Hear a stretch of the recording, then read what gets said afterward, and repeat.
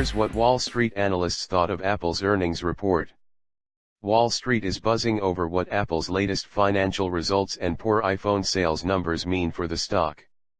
Apple reported weaker than expected December quarter iPhone unit sales on Thursday. The company also gave a lower than expected revenue forecast for the March quarter. Here is what the analysts wrote in their notes to clients after the report. 1. Bank of America Merrill Lynch. In our opinion, the unit growth was indisputably weaker, and our estimates for unit growth have come down although ASPs remain robust, but the stock has a backstop from the company's ability to opportunistically buy back stock equivalent to 20% of the market capitalization. 2. Bernstein. The verdict is in the iPhone X/8 cycle is disappointing.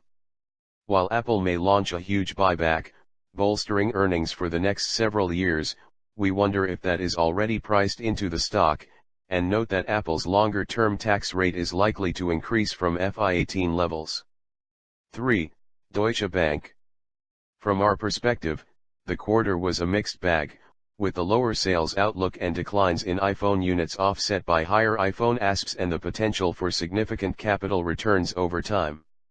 The quarter had enough of both positives and negatives to keep the bulls and bears firmly in their own camps for now. Our view of Apple as a trading stock is unchanged and we believe shares are likely to trade within their historical range. 4. Oppenheimer. We believe investors are beginning to accept that the current iPhone cycle will not be significantly stronger than the last one. The Apple investment thesis has shifted from one of product-led growth to predictable cash generation and shareholder returns.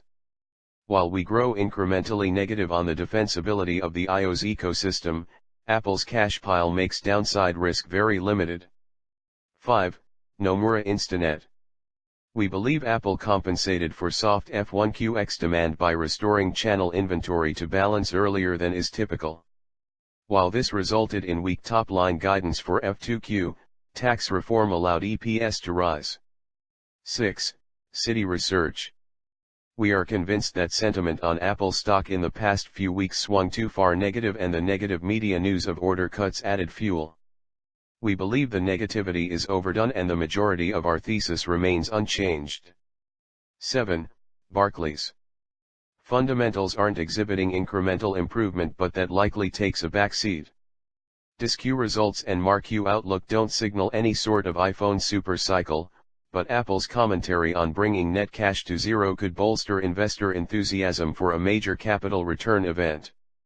This potential catalyst could be a near-term boost for the stock. Eventually fundamentals will matter, and we are cautious on the iPhone franchise helping drive above-peer growth. 8. Mizuho. Notably, the company expects to run a zero net cash balance over time, implying significant capital returns over the NT taken together. We see limited upside on fundamentals with support to the downside from capital return. 9.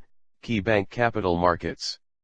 Soft iPhone sell-through suggests a saturated market and the lack of gross margin upside reduces our view of potential profit growth. This reduces our view of potential upside in the stock and prompts the downgrade to sector weight. The company's shares dropped 4.4% Friday.